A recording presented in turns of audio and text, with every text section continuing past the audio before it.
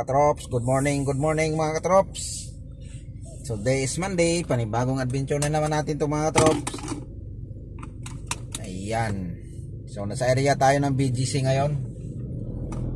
Nakatatlong trip na tayo. Aga-aga pa. Time check natin 10:40 ng umaga. Ayan, mga katrops, so walang traffic. Grabe nung Sabado mga katrops. PD mga katrops. Ang daming tao sa mall, tapos linggo pa. Sa Pasanaol sa namasyal kahapon sa mall mga trops dahil nandun din tayo mga trops. Ipapakita ko sa inyo yung pinuntahan natin. Doon tayo sa mall ng Robinson Antipolo. Pagkatapos namin nagsimba, dumaan na lang kami doon. Pasyal-pasyal na lang, family bonding. So yun, tapos dumiretso na kami doon sa anniversary ng Damayan Association. Nagkaligaw-ligaw kami. Grabe yung experience ko kahapon mga katrops. Nagbukas ako ng Waze mga katrops. Alam nyo ba na pag hindi mo talaga kabisado yung kabisado yung daan, aloko na talaga mga katrops. Yan talaga ang mahirap mga katrops. Dahil ibang-iba talaga yung tinuro sa Waze. Napakalayo yung napakalayo yung tawag nila nito. Napakalayo yung distansya talaga mga katrops. Sabi, pumunta kami ng alauna, nakarating kami alas 4. Parang nandun na kami sa sa Batangas. Nang dahil sa kaikot-ikot, yun pala mga katrops, dinandaanan lang namin yun. Dinandaanan lang namin yung street na yun. Tangay na tagis na yung experience ko kahapon sa lakad ko. So, grabe. Yun pala, hindi pala yun matumbok-tumbok sa Waze. Matumbok siya sa Waze mga katrops, pero ibang lugar. Tama yung destinasyon niya, yung pangalan ng COVID court, ganon. Tama yun kasi na may pangkapangalan rin siguro o anuman. Kasi doon kami pinapapunta. Hindi lang pala ako lang na naligaw. Halos kaming lahat pala doon nang dumating ng anniversary ng ng Damayan kahapon. So ayun. So na lang yun mga trops, tawag pa ba na charge to experience, kasi uuwi na sana talaga ako mga trops. Naiinis na rin ako mga trops. Grabe yung lakad ko kahapon. Di ko akalain na ganun nang mangyayari yung lakad na yun. Siyempre mo, dinandaanan lang namin yun. Tapos nagtanong kami doon sa area ng pinupuntahan namin, hindi din nila kilala.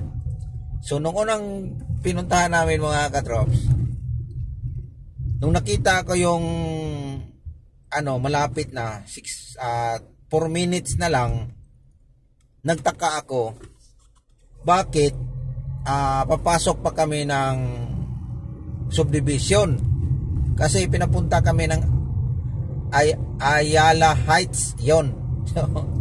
Tapos papasok pa kami dun, sabi ko parang mali, parang hindi ito, kasi ang nakalagay kasi dun sa address talaga niya mga katrops, Port del Pilar Street, Luzon Avenue. Yung sa niya mga katrops, sabi ko mali ito. So umikot, tinumbo ko yung Luzon Avenue mga katrops. Pagdating doon, tinanong ko yung subdivision na Bitterbell. Hindi din nila kilala o hindi nila makapamilyar. Halos tricycle tinatanungan ko. Wala din, sabi nila doon pa yan sa dulo hanggang dumating na lang kami sa dulo ng Luzon Avenue. Sabi naman ng doon pagdating sa dulo, doon yan sa may bungad. Pagdating doon sa bungad, sabihin na naman na lagpas na kayo. Ngayon mga katrops, yung ginawa ko, inulit ko yung mga conversation ng chat.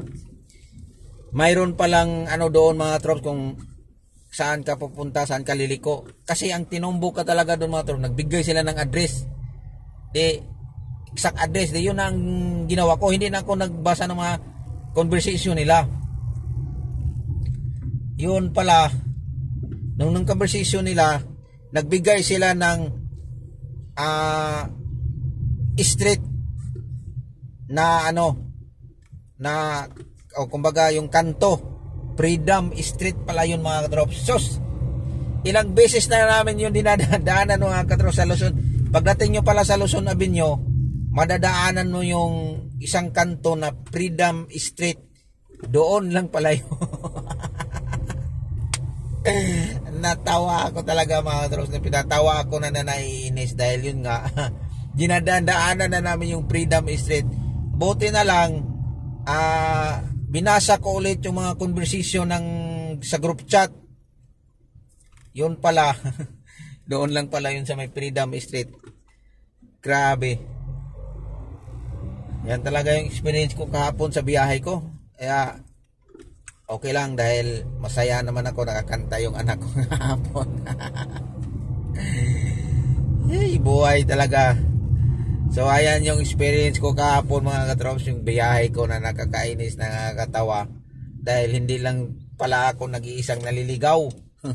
Halos lahat kami naliligaw. Dahil iba talaga yung tinuro ng Wish. Ay nako, yung Wish is wasting time talaga yon. Kaya pag hindi mo alam, wala na, nagkagulo-gulo na yung saan ka pupunta. Grabe. Ayan mo na yun mga trops, best experience na yun. At least kung may parte doon sa sunod, alam mo na kung saan ka liliko. Sa may Freedom lang pala yun. So dinandaanan sa tutulungan ng trops, hindi yun 2, 3, 4, 5. Doon lang pala yun. Di lang talaga namin, buti na lang nagbasa ng conversation yung sa mga group chat namin. Kaya yun. So nakuha din namin, kaya lang nakakainis, nakakatawa. Okay lang naman yun dahil hindi naman din pala ako nag-iisang naliligaw. Marami na naman kami. So ayun mga trops, so thank you for watching mga trops. Share ko lang sa experience ko kahapon mga trops. And God bless ating lahat. Ingat na lang po tayo lagi. Bye bye.